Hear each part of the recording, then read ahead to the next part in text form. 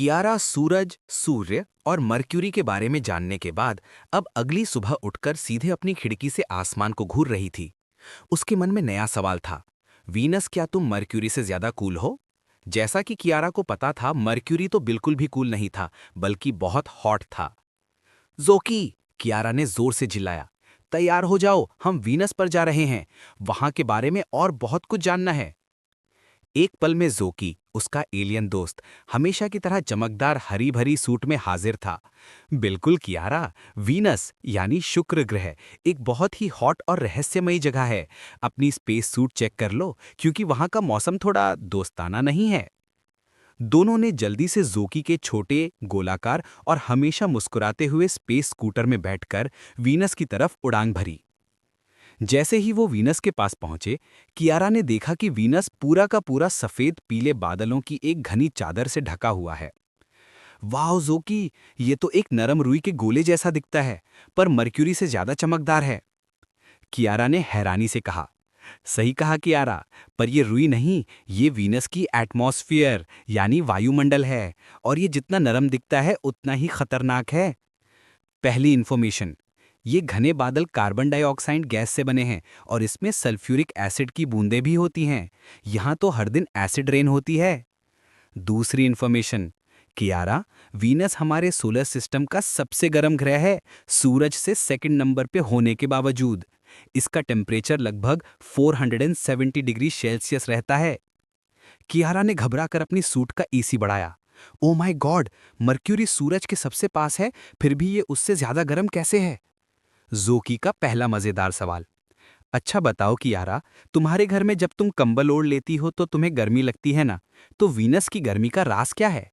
कियारा ने सोचा। हाँ, कंबल गर्मी को बाहर नहीं जाने देता।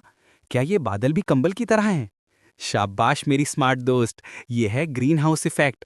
कार्बन डाइऑक्साइड की ये घरी चादर सूरज की गर्मी को अंदर तो आने देती है, पर वापस स्पेस में जाने से रोक देती है।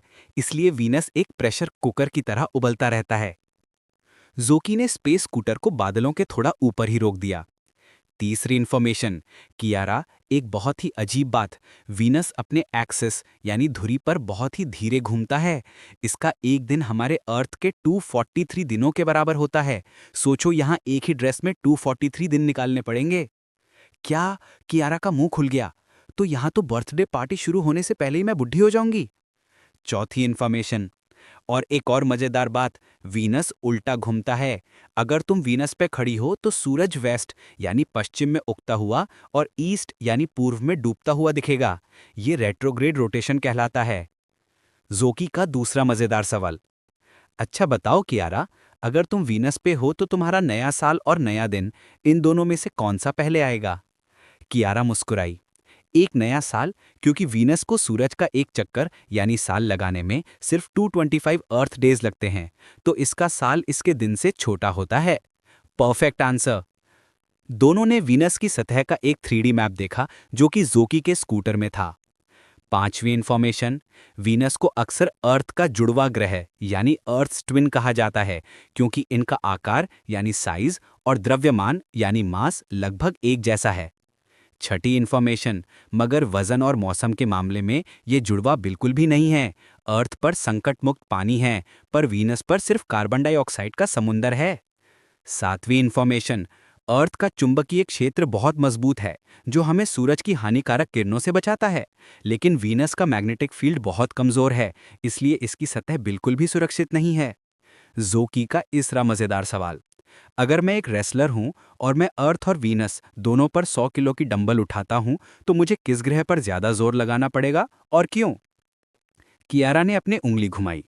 आसान है, हमारा वजन ग्रह के मास पे निर्भर करता है। क्योंकि अर्थ और वीनस का मास लगभग एक जैसा है, इसलिए हमें लगभग एक जैसा जोर लगाना पड़ेगा। आठवीं इंफॉर्मेशन, कियारा, वीनस का अपना कोई चंद्रमा नहीं है, जबकि हमारी अर्थ का एक प्यारा चांद है। नौवीं इंफॉर्मेशन, वीनस आसमान में सूरज और चांद के बाद तीसरा सबसे तेज चमकने वाला ऑब्जेक्ट है। जब ये सुबह या शाम को दिखता है तो इसे मॉर्निंग स्टार या इवनिंग स्टार भी कहते हैं, भले ही ये तारा नहीं ग्रह है। 10वीं और आखिरी इंफॉर्मेशन, जोकी ने आखिरी राज बताया। वीनस की सतह पर हवा इतनी घनी और तेज चलती है कि अगर तुम वहां होते तो हवा का दबाव तुम्हारे ऊपर इतना होता जितना कि समुंदर के अंदर 900 मीटर गहराई में होता है। जोकी का चौथा मजेदार सवाल। अगर तुम वीनस पे हो और मैं तुम्हें एक बड़ा सा बलून दूं जिसमें तुम्हारी सांस वाली हवा भरी हो, तो क्या वो बलून हवा में ऊपर जाएगा या नीचे? कियारा ने झट से जवाब दिया, वो ऊपर जाएगा, क्योंकि वीनस की कार्बन डाइऑक्साइड वाली हवा हमारी सांस की हवा से ज्यादा घनी यानी डेंस है। ये बिल्कुल वैसे ही है जैसे पानी में हम एक छोटा बलून छोड़ दें। तुम तो बहुत फास्ट सीख रही हो कियारा, चलो अब वापस चलते हैं, मुझे गर्मी लगने लगी है। जोकी ने हंसकर कहा। स्पेस स्कूटर ने वीनस के गर्म एटमॉस्फेयर से बाहर निकलकर अर्थ की तरफ एक तेज यूटर्न लिया। कियारा बहुत खुश थी। जोकी वीनस हॉट है, स्लो है और उल्टा भी घूमता है, पर यह बिल्कुल भी बोरिंग नहीं है। अब अगली बार कहाँ चलेंगे? जोकी ने आंख मारी। अगली बार हम लाल ग्रह यानी मार्स की तरफ चलेंगे, जहां थोड़ी ठंडक मिलेगी और 2 चांद भी हैं। तैयार रहना।